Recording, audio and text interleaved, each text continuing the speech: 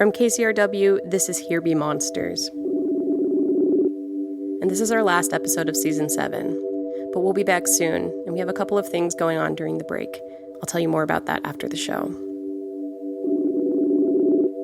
Also, I want you to know that we talk about sexual violence against children in this episode, also suicide, and the death penalty.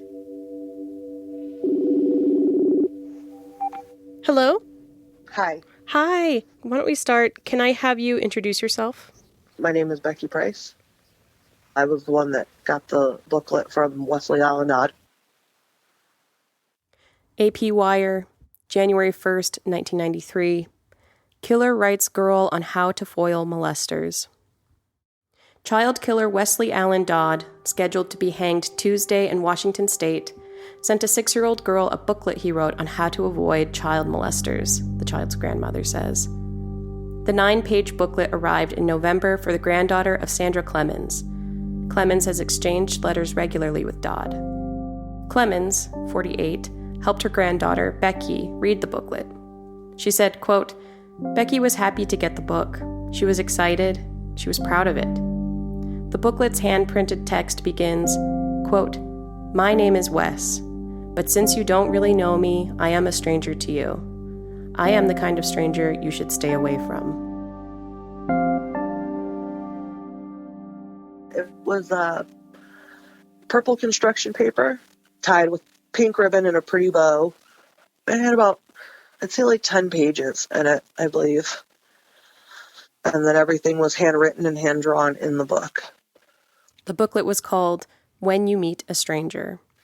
I remember he said, if somebody tries to grab you, kick them, scream, yell at the top of your lungs, run away as fast as you can. He wanted to protect children from people like him. And who better to get that advice from than a child killer? Mm-hmm. I don't really know what all he did, and I really don't want to know. In 1989, Westley Allan Dodd raped and murdered 3 young boys in Vancouver, Washington, a city just north of Portland.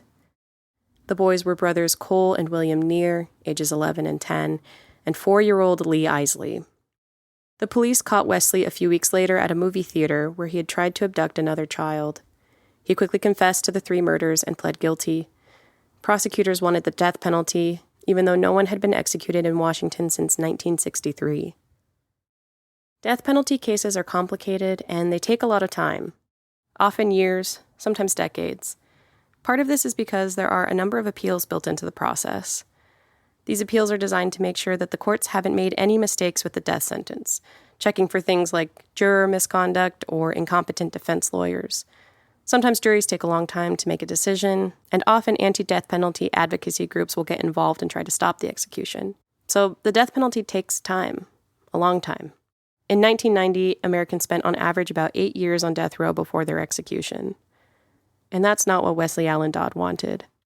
Wesley's case files describe him as competent, intellectually intact, rational, and able to make sound judgments about his welfare. And that's important to know, because Wesley's case was unusual at the time. He was writing to my grandmother a lot, and they loved each other, but most of the time it was arguments because he wanted to die and she wanted him to live. She would say, it doesn't matter if you want to live or not. God put you here for a reason. And there's people that love you, that care about you, that's going to hurt when you're gone. And he would tell her, I deserve to die. Westley Allan Dodd was a volunteer. That's the term for it. He was a volunteer for his own execution, and possibly the first one ever in Washington state. He didn't want to appeal the sentence. He didn't want his attorneys to present evidence that might warrant leniency. And this asked a big legal question. Did he have the right to do that? Did he have the right to agree with prosecutors? He wrote letters to the court, antagonized his lawyers, and went on TV to argue the same thing again and again. Murderers deserve to die. He was a murderer, he deserved to die, he wanted to die, and it was his right to do so. Why do you want to be executed? I have to be. Because I will kill again. I've been molesting kids nonstop since I was 13 years old, over half my life. Anything happened, I can guarantee I'd do it again, and sooner or later I would kill another child. You know, right now I can sit here and say I don't want to, but I know it'll happen.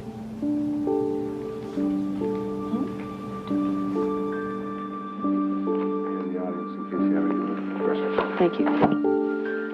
Thank you. I wonder if next we might ask Mr. Darrell Lee, who was attorney for Westley Allan Dodd, to give us some personal, professional opinion on the issues of the death penalty in general, lethal injection, hanging, as it related to Mr.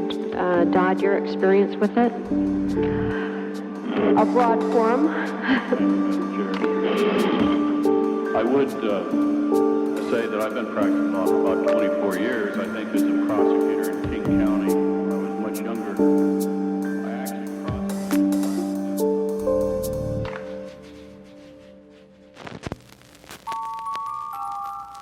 Here Be Monsters, the podcast about...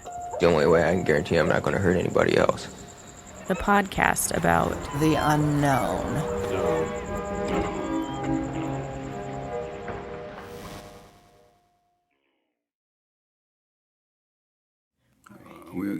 Are we on the record now? Yes. Okay. Yes. Let's go. All right. Why did Westley Allan Dodd fire you? I guess you'd have to ask Westley Allan Dodd. I don't know. I mean, I could speculate. My recollection is that he was remorseful and ashamed of what he did. Felt that he deserved to get the death penalty. Or the other possibility is that he didn't want to spend the rest of his life in prison, which he undoubtedly would. People like Westley Allan Dodd, based upon the nature of their crimes against children, sexual crimes, things like that, makes them vulnerable to assaults by other prisoners. So they have to check themselves into what's referred to as protective custody, but in fact is basically solitary confinement. So if Westley Allan Dodd didn't get the death penalty, he'd probably have to spend the rest of his life in protective custody. Do you remember anything about the time you met him? We talked about the Seahawks. You're a Seahawks fan? Was. Gil Levy is a criminal defense attorney in Seattle.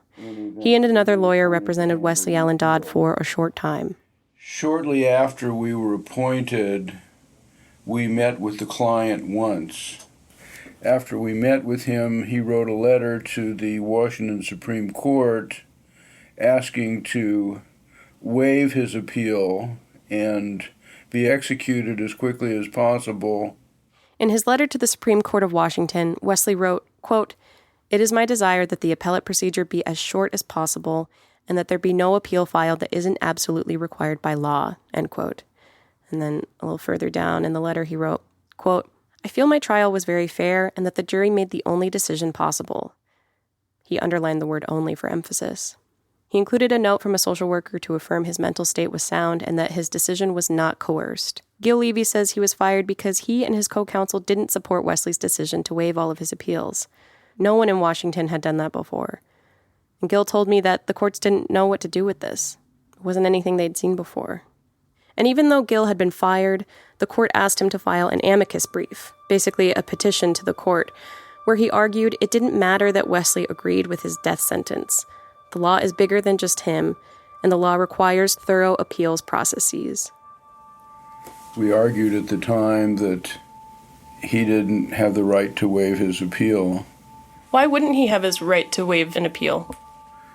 I mean, I'm sure we argued that the death penalty is unique and different, and people change their minds, and we should give him all due process before we execute him. I mean, again, it's a long time ago, and I don't remember what the argument was.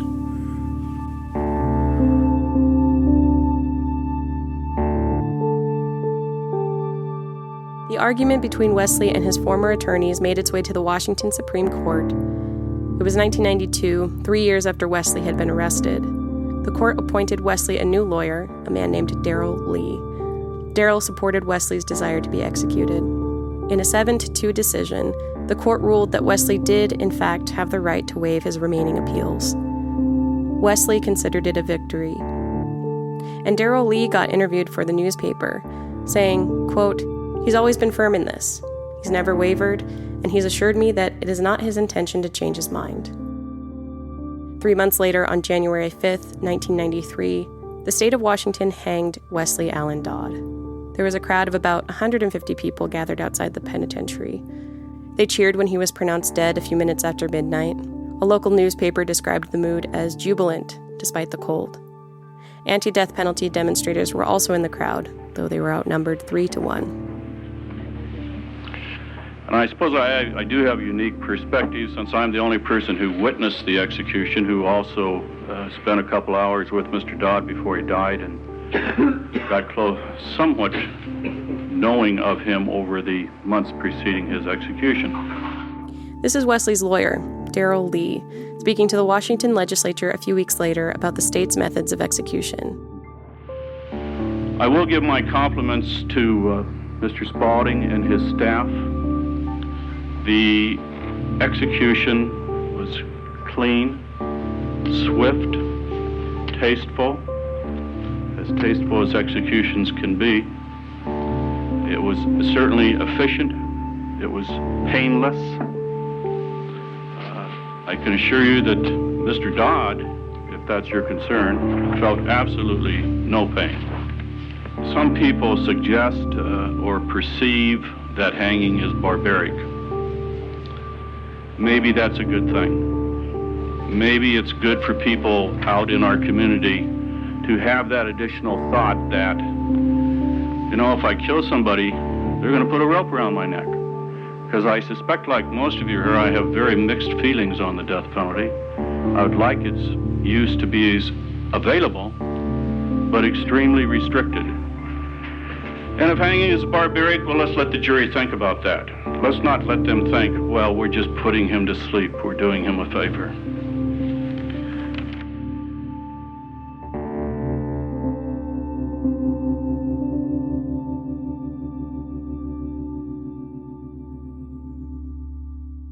Did your execution do any good? I think it would. I think a few child molesters, anyway, are going to think twice before they do anything again. How do you live with yourself daily? At times, it's not easy. Like I said, there's times I think about what I've done. I think about some of the things the boys said before they died, and that's real hard to think about. But other times, I just try to put everything out of my mind. Do you look forward to dying? In a way, yeah. I think it'd be a relief. I don't have to think about all these things anymore. And I know that's the only way I can guarantee I'm not going to hurt anybody else.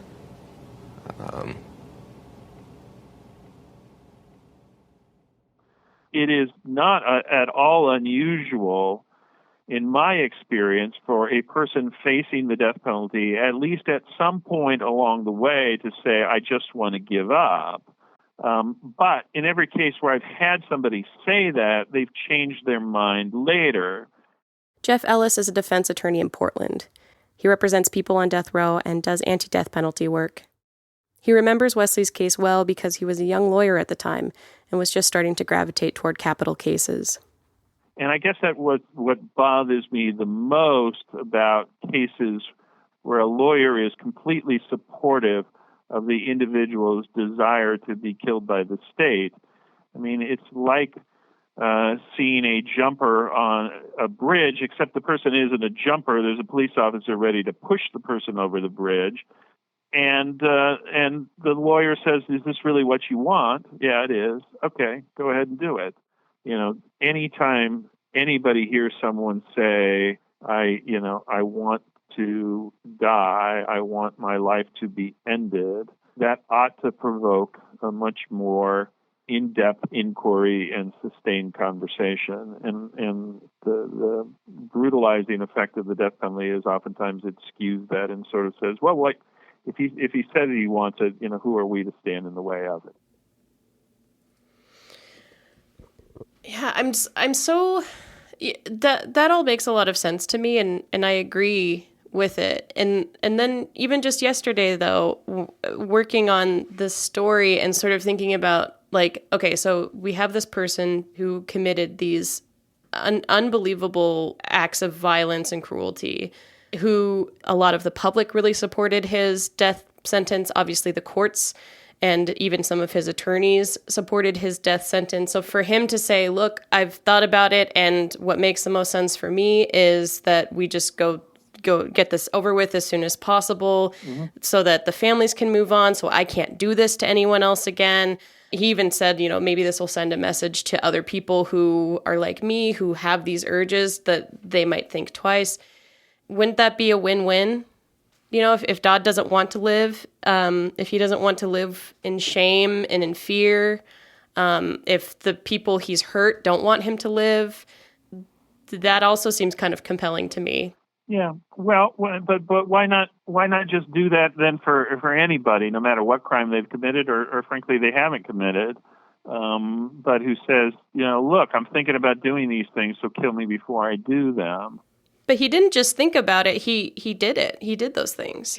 No, I get that, but I guess your argument that we should give over this sort of choice to a defendant, where does it stop? And I've seen that intense remorse. I've seen that intense shame. I've met people, sometimes hours after they've killed, who have that. And who want to die to remove that feeling, both as reflective of I deserve to be punished for what I did, but also take this away from me, take this away, this dread, this remorse, this anguish that I feel. And I do not at all want to make light of that, but that's a human response. And it's something that I think people need to work through. I'll say this: I'm interested in who Wes Dodd might have turned out to be, and I'm interested in, if he had lived, wouldn't it have been more valuable for him to give detectives, police officers, insight into his thoughts, his patterns, instead of taking those things to the grave? And I'm not all that interested in taking away an individual's guilt. If I do something that's wrong, I want to feel guilty about it. I don't want somebody to take that away from me. And I tell my clients, and this is the one thing that I continually tell clients, and it sort of, sets them back, because I guess they don't hear it from other lawyers, is, I'm not interested in excusing your behavior. Right? When somebody did a murder, it's wrong. They deserve punishment for that. I'm not, and I want them to feel guilty, because that's the right human response. So you tell me that Wes Dodd felt guilt, and I'm telling you that tells us something about his humanity that everybody overlooked in this desire to say, well, let's get rid of him.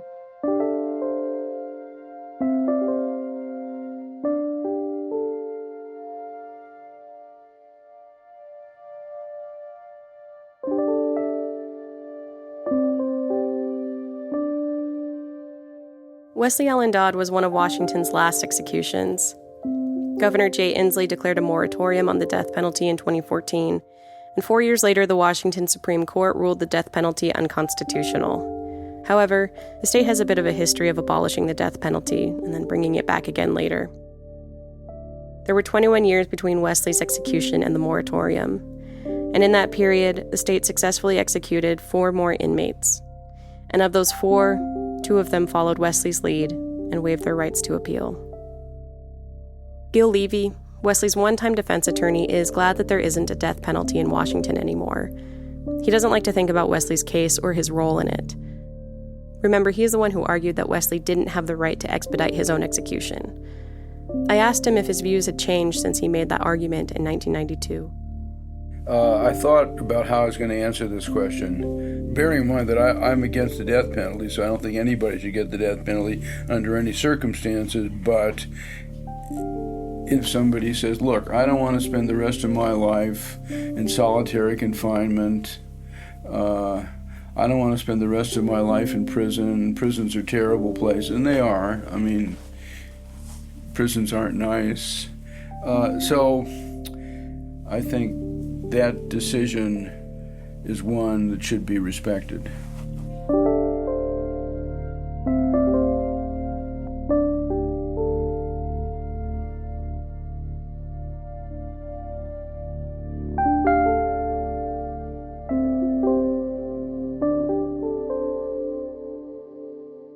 I think the core question wrapped up in all of this is, what purpose do prisons serve?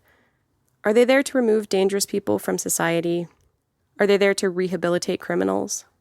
Or are they there to exact punishment and retribution? And if you're stuck in a system expecting to wait decades before anything changes, what do you tell your lawyer? I believe that Westley Allan Dodd was penitent. I think that's why he wrote a self-defense booklet for kids. I believe that he thought that his death would help more than it would harm.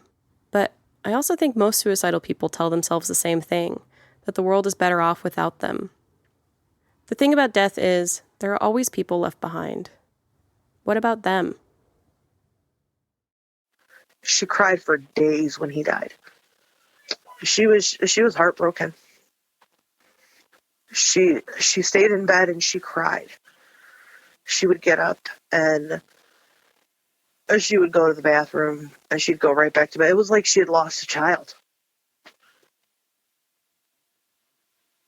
Because they fought like mother and son.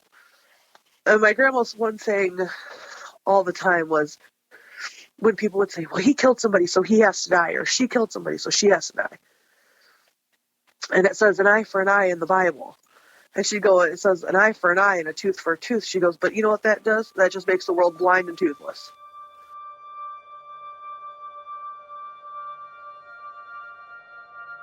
Do you think that your grandma and Wesley ever found each other in the afterlife? Oh, yeah. Mm-hmm. They're all just sitting around a table. She's got like 100,000 cats around her. Because that's how I know she'd want to be. I think the purpose for her writing to him, honestly, was to let him feel loved.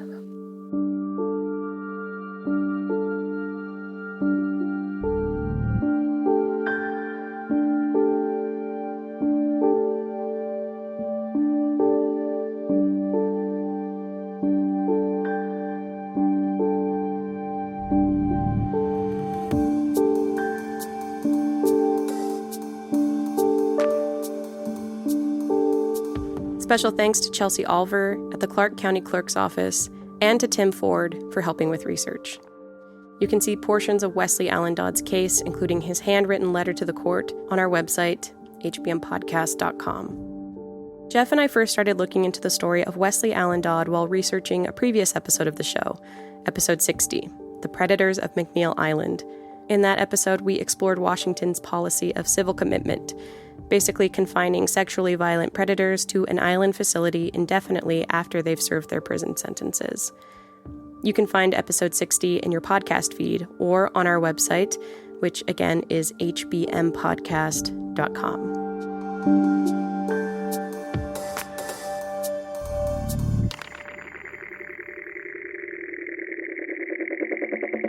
This is the end of the 7th season of the show. Jeff and I are going to be taking a few months off to produce and relax, not necessarily in that order. We'll be back sometime in the fall, and we'll announce our return date as soon as we know it on social media. Find us on Instagram, Twitter, and Facebook. In the meantime, we're trying something new that we really think you'll like. We're doing an art exchange.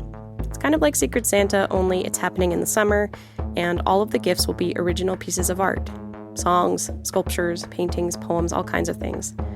Jeff and I will both be participating. I'll be making a cross stitch, and Jeff will make, probably something involving worms. He really likes worms. If you want to participate, sign up by June 12th at hbmpodcast.com/arts2019. Music on this episode by The Black Spot. Here Be Monsters is distributed by KCRW. Our senior editor there is Nick White. We get additional support for freelance contributions from KCRW's Independent Producer Project. Thanks for listening. Have a good summer. More episodes soon.